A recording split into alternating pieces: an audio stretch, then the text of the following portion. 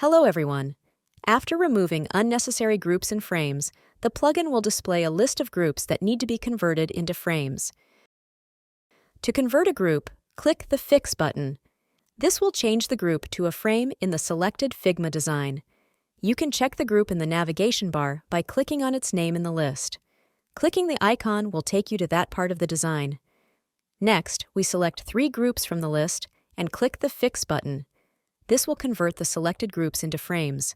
If you change your mind after clicking the Fix button, use the Undo button to revert the change. Okay, let us convert this group to a frame. Locked groups will not be listed here, so either lock all groups or convert them into frames. These frames will be converted into auto layout during further optimization steps. So, we recommend converting all groups to frames. After completing all the optimization phases, our design is ready to export. So, let's check the result.